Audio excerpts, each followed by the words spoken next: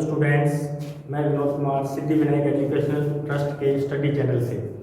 पिछले वीडियो में हमने क्लास 11 के सेट के बारे में पढ़ा था कि सेट क्या होता है। सेट होता है सुपरिभाषित अवयवों का संग्रह। क्या कहलाता है? सेट कहलाता है।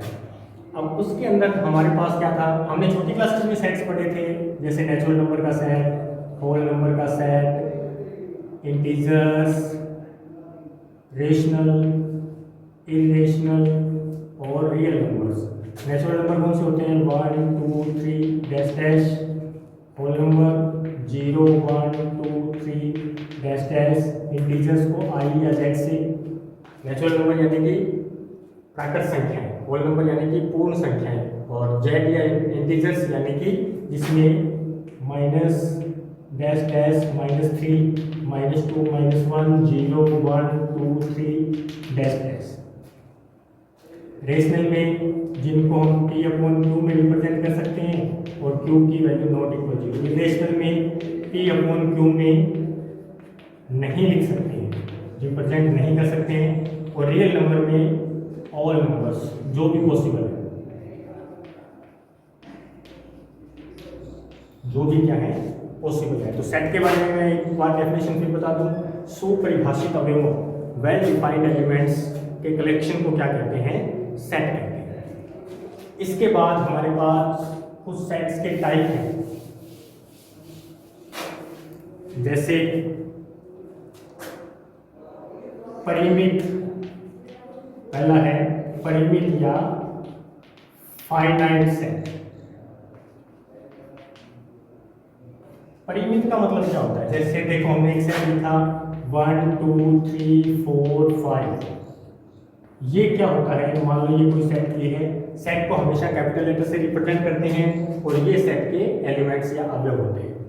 अब हमें परिमित के बारे में हम क्या जानते हैं कि हमारे पास ये कौन सी फॉर्म है? रोस्टर। हमने दो फॉर्म की थी, एक रोस्टर और एक सेट बिल्ड फॉर्म, समुच्चय निर्माण विधि। रोस्टर विधि, रोस्टर में क्या होता है? एक डिजिट को एक ही बार लिखना होता है, यानी कि रिपीट नहीं करना होता है। और सेट बिल्ड फॉर्म में उसको नियम के रूप में, यानी कि एक फॉर्मूला बनाकर हम लिख देते हैं। अब देखो, परिमित या फाइनाइट का क्या मतलब है? परिमित का मतलब होता है कि जिसका फर्स्ट और लास्ट एलिमेंट हमें पता हो। परिमित का मतलब होता है जिसका फर्स्ट और लास्ट एलिमेंट हमें क्या हो? पता हो। तो ऐसे सेट को हम क्या कहते हैं? परिमित सेट कहते हैं। जैसे एग्जांपल के तौर पे हमने कहा कि प्रथम 10 प्राकृत संख्याएं, यूं कहते हैं फर्स्ट 10 नेचुरल नंबर्स। अब देखो, फर्स्ट 10 नेचुरल नंबर कौन से होते हैं हमें पता है। अगर हम इसको सेट की फॉर्म में लिखेंगे तो क्या आ जाएगा? 1 2 3 4 5 6 7 8 9 और 10। ठीक है। और इसको सेट बिल्ड फॉर्म में लिखें तो क्या लिखेंगे आप? x such that x is,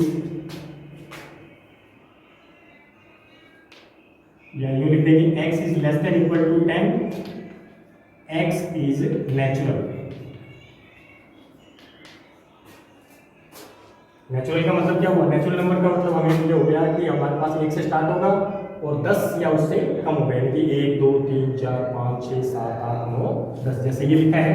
इसी को हम इसको बोलते हैं समुच्चय निर्माण या सेट बिल्ड मेथड। ठीक है। उसके बाद आता है इनफाइनाइट सेट।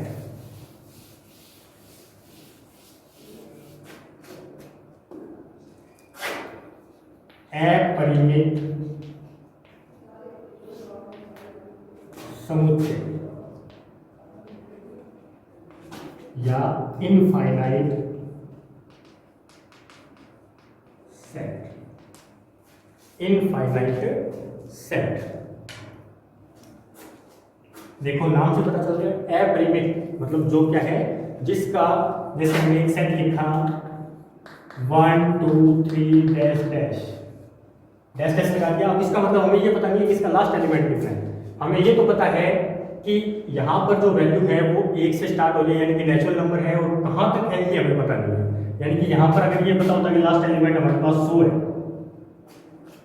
ठीक है, तो इसका मतलब ये क्या हो जाता, फाइनाइट हो जाता, क्योंकि हमें 1 से लेकर और 100 तक की काउंटिंग लेनी है। लेकिन इसमें क्या है, लास्ट एलिमेंट हमें पता नहीं है, तो इसको हम बोलते हैं इनफाइनाइट सेट।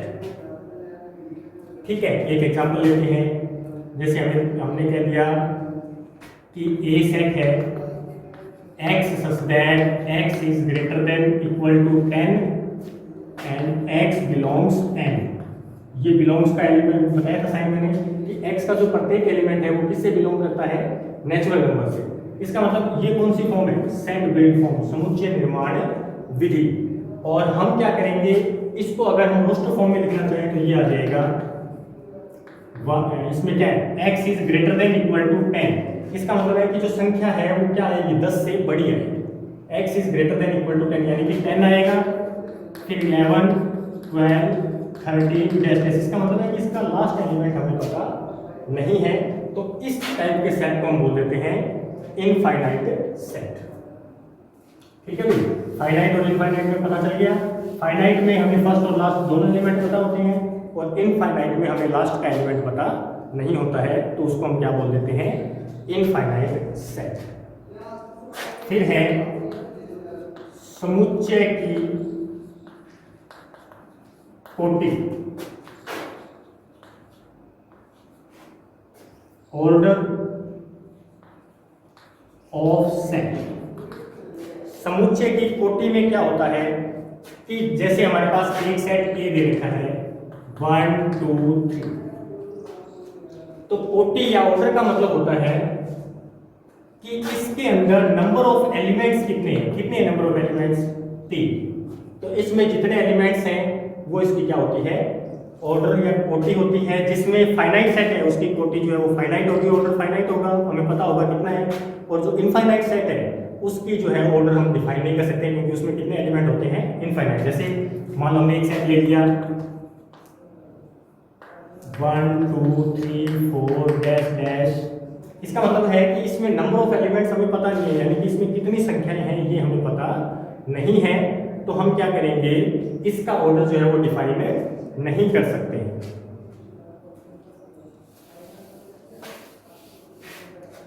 एक बीच में एक सेट और रह गया,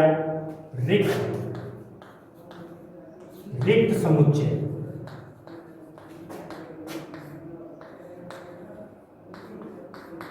एम्प्टी सेट, नाम से पता चल रहा है ऐसा सेट जिसमें कोई एलिमेंट नहीं है। जैसे मान लो हमने लिखा कि ए सेट है x such that,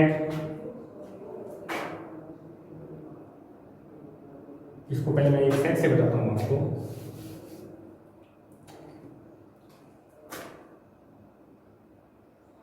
यहां लिखेंगे कि ए सेट है x such that x एक विषम संख्या जो किससे भाज्य, जो 2 से भाज्य है।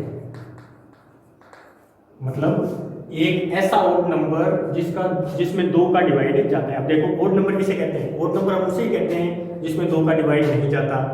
ठीक है, तो इसमें ऐसी डिजिट अपने को ऐसा नंबर हमें लेना है जो क्या हो, 2 से भाज्य हो और ओड हो। तो ऐसा पॉसिबल ही नहीं है।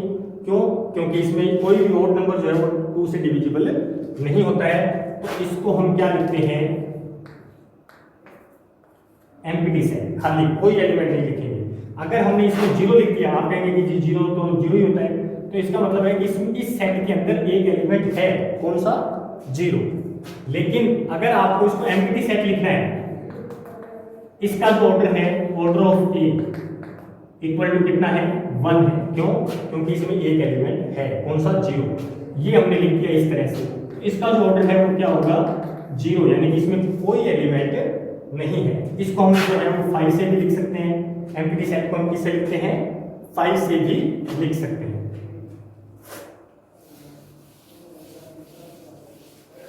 फिर आता है तुल्य समुच्चय।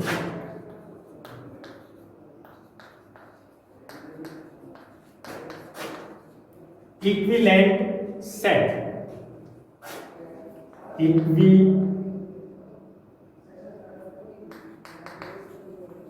Equivalent set.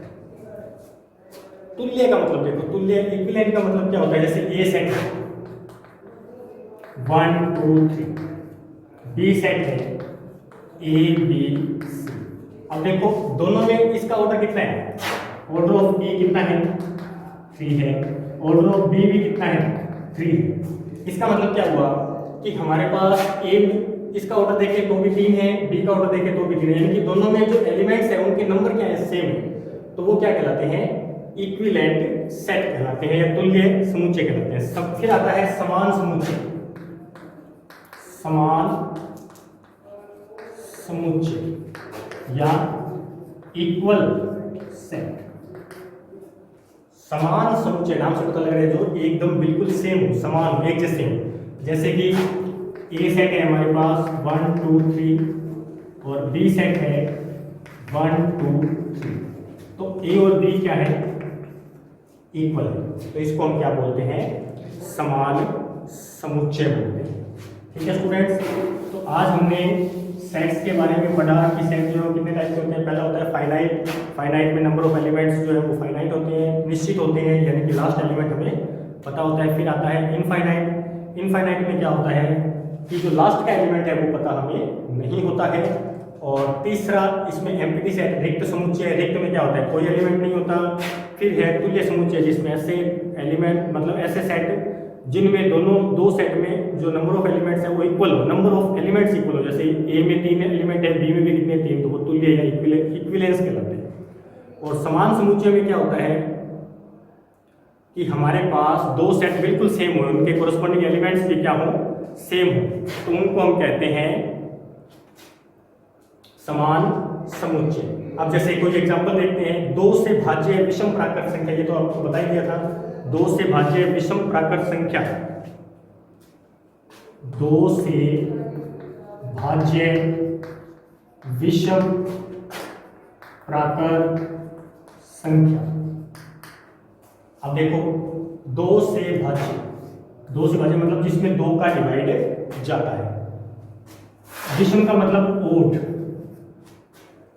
और प्राकृत संख्या का मतलब नेचुरल नंबर्स, नेचुरल नंबर्स। अब देखो हम देखते हैं, देखो दो पहले जो नेचुरल नंबर लिखते हैं हमने लिखा, ए सेट है विषम प्राकृत संख्या, ओड नेचुरल नंबर्स कौन कौन से होते हैं, पहला 1 होता है, 3 होता है, 5 होता है, 7 होता है, 9 11 डैश डैश, ये सारे क्या है, ये वो नेचुरल, ये हो गए ओड नेचुरल नंबर्स, विषम प्राकृत संख्याएं। क्या इनमें अब 2 का डिवाइड जाता है, देखो 1 में 2 का डिवाइड जाता है, नहीं जाता, 3 में भी नहीं जाता, 5 में भी नहीं जाता, 7 में भी नहीं जाता। इसका मतलब अगर इस पूरे सेट को हम देखें तो इसमें ऐसा कोई एलिमेंट नहीं है जो इसके अंदर आए, एम्प्टी सेट है, ठीक।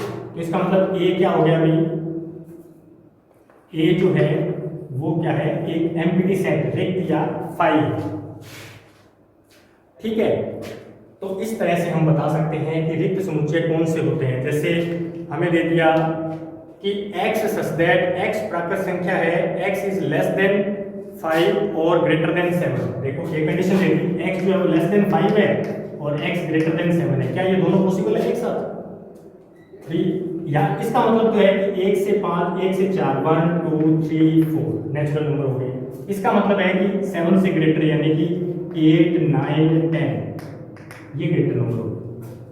अब देखो इन दोनों में कुछ कॉमन है क्या, इन दोनों को हम सेट लिख सकते हैं, ऐसा एक साथ पॉसिबल है क्या कि 5 से छोटी और 7 से बड़ी संख्या आ जाए, नहीं है, क्योंकि 5 से छोटी तो 1 2 3 4 नेचुरल नंबर्स होते हैं और 7 से ग्रेटर 8 9 10 होते हैं। तो इसका मतलब है कि इन दोनों में ऐसा कोई एलिमेंट नहीं है जो इस सेट में आएगा।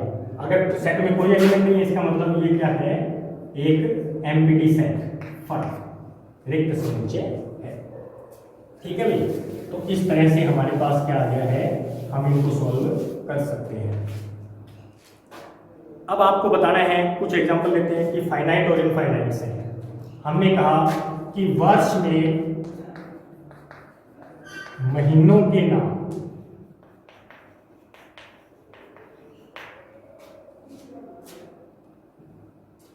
वर्ष में महीनों के नाम, कहने का मतलब है कि किसी ईयर में मंथ्स के नेम, हमें पता है कौन कौन से होते हैं, जनवरी, फरवरी, मार्च, अप्रैल, मई, जून, जुलाई, अगस्त, सितंबर, अक्टूबर, नवंबर और दिसंबर, 12 होते हैं। इसका मतलब हम इस सेट में अगर एलिमेंट लिखेंगे तो जैन, फेब,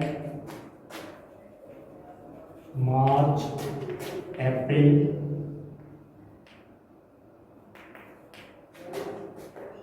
मई, जून, इस तरह से लेकर कहाँ तक, दिसंबर।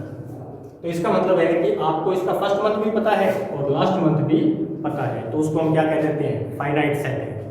और अगर जैसे हमने ये ले लिया 1 2 3, ये कौन सा सेट है ऊपर वाला, पहले फाइनाइट, परिमित, परिमित सूची। और ये ले लिया 1 2 3 डैश डैश, तो ये कौन सा है जिसमें लास्ट एलिमेंट हमें पता नहीं है, तो ये है इनफाइनाइट। तो स्टूडेंट्स, आज हमने सेट्स के बारे में पढ़ा कि कौन कौन से सेट किस टाइप से होते हैं। तो आप इसको स्टडी करेंगे और इसकी एक्सरसाइज 1.2 करेंगे। कोई प्रॉब्लम आती है तो आप मुझसे कांटेक्ट करेंगे। आज के लिए इतना ही, थैंक यू।